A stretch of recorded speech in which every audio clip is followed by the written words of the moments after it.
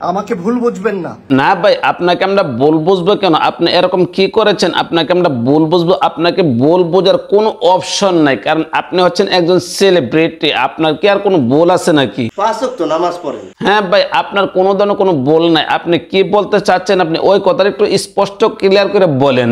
আমি সমাজের ছোটখাটো কাজ করি। আসলে একটা কথা আছে, যার মন মানসিকতা যেরকম তার কাজ হচ্ছে এরকম। আপনার মনটা হচ্ছে ছোট, এই কারণে কিন্তু আপনার সমাজে ছোট ছোট কাজ করতেছেন। আপনি কি আর মনটা বড় করতে পারবেন? যদি মনটা বড় করতে পারতেন তাহলে তো আপনি ছাত্রছাত্রীদের আন্দোলনের পাশে থাকতেন। আপনার যদি ছাত্রছাত্রীদের আন্দোলনের পাশে থাকতেন তাহলে তো আপনার মনটা অনেক বড় হতো, কিন্তু আপনার মনটা তো ছোটখাটো, এই কারণে আপনার সমাজে ছোটখাটো কাজ করতেছেন। ভাই, কোনো ধরনের কোনো সমস্যা নেই, আপনার সমাজে ছোট ছোট কাজও করতে থাকেন, যাতে যতদিন পর্যন্ত বেঁচে থাকেন সমাজে ছোট ছোট কাজও করতে পারেন, কোনো সময় যেন বড় কাজ না করতে পারেন। আরে ভাই, আমি কেন বলছি, কারণটা হচ্ছে সে নিজেই বলতেছে সমাজে ছোট ছোট কাজ করার জন্য। তাহলে আর আমরা কিভাবে বলবো সে বড় কাজ করার জন্য? তাক বড় কোনো কাজ করার দরকার না, আপনার সমাজের ছোট ছোট কাজও করতে থাকেন সবসময়।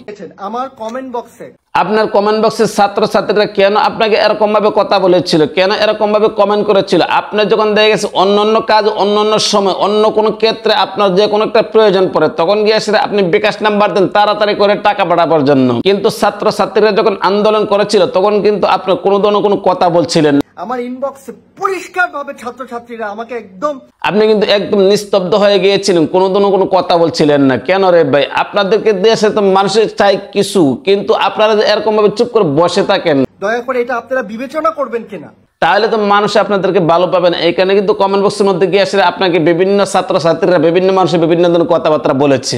আমার বন্যার কাজেই আমি থাকতে চাই। না ভাই, আপনি তো চান এই জিনিসটাই যেন প্রতি বছর বন্যা হোক, আর প্রতি বছর যদি বন্যা হয় তাহলে তো আপনাদের ব্যবসা বাণিজ্য ভালো চলবে, ব্যবসা বাণিজ্য ভালো হবে। এই কারণে কিন্তু আপনারা চাচ্ছেন যে বন্যা নিয়ে থাকার জন্য। কথা কি ক্লিয়ার না ভেজাল আছে?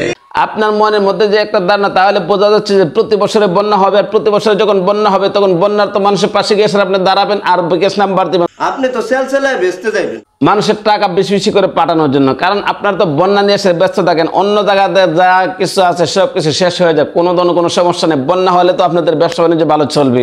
আমার বন্যার কাজেই আমি থাকতে চাই। কারণ শুধু বন্যা নিয়ে বসে থাকলে হবে না। বড় বড় সেলিব্রিটি যারা আছে, যারা বড় বড় কাজ করে, তারা শুধু বন্যা নিয়ে কিন্তু বসে থাকেন। আসলে আপনারা তো বন্যা হলে ব্যবসা বাণিজ্য ভালো হবে, এই কারণে কিন্তু আপনারা এই চিন্তা ভাবনাটাই করেন যে বন্যা হলে আপনারা সবসময় মানুষদের পাশে গিয়ে দাঁড়াবেন, বুঝতে হবে, আর মানুষ আপনাদেরকে টাকা দেবে। আরে ভাই, আপনাদেরকে টাকাটা দেখে জনগণের তো আপনাদেরকে টাকা দেয়, যেন জনগণের টাকা দিয়ে আপনারা তাদেরকে সহযোগিতা করবেন, বিভিন্ন কাজ করবেন, বিভিন্ন ধরনের মানবতার কাজ করবেন। কিন্তু জনগণের পাশে যদি আপনারা না থাকেন তাহলে আপনাদেরকে জনগণের টাকা দেবে কিসের জন্য? আপনারা বিবেচনা করবেন কি? আপনারা চিন্তা করে দেখুন।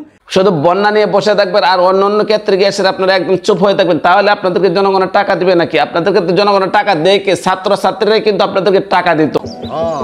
এই ছাত্রছাত্রীর 5 টাকা 10 টাকা করতে করতে গিয়ে কোটি টাকা হয়, আর কোটি টাকা দিয়ে আসলে কিন্তু আপনারা মানবতার কাজ করেন। এখন যদি ছাত্রছাত্রীদের পাশে আপনারা না থাকেন তাহলে আপনাদেরকে টাকাটা দিবে কে? শুধু নিজের অর্থ দিয়ে আসলে কিন্তু মানবতার ফিরিওয়ালা সাজা যায় না। নিজের অর্থ দিয়ে আসলে যদি মানবতার ফিরিওয়ালা সাজা যেত তাহলে কিন্তু অনেক ভালো ছিল। কিন্তু আপনারা তো অন্যজনের টাকা দিয়ে আসলে মানবতার ফিরিওয়ালা। অন্যজনের টাকা দিয়ে আসলে যদি মানবতার ফিরিওয়ালা হয় তাহলে ছাত্রছাত্রীরা আন্দোলন করেছিলেন তখন কিন্তু আপনারা কোথায় ছিলেন? তখন তো আপনারা কোনো ধরনের কোনো সারা মিল ছিল না। তো গাইস, ফারাজ করিম চৌধুরী যেরকম ভাবে যে কথাগুলো বলেছেন, সে শুধু একমাত্র বন্যা নিয়ে থাকবেন, অন্য কোনো ক্ষেত্রে তাকে পাওয়া যাবে না। এই বিষয়টা আসলে কি ঠিক বলেছেন না বেঠিক বলেছে? যারা আমার ইউটিউব চ্যানেল থেকে দেখছেন মেহেরবানি করে চ্যানেলটা সাবস্ক্রাইব করবেন, এবং আমার ফেসবুক পেজ থেকে যারা দেখছেন পেজটা ফলো করে লাইক কমেন্টের মাধ্যমে আপনার মূল্যবান মন্তব্য জানাবেন। আজ এই পর্যন্ত রাখলাম, ভালো থাকুন, সুস্থ থাকবেন। আসসালামু আলাইকুম ওয়া রাহমাতুল্লাহি ওয়া বারাকাতুহু।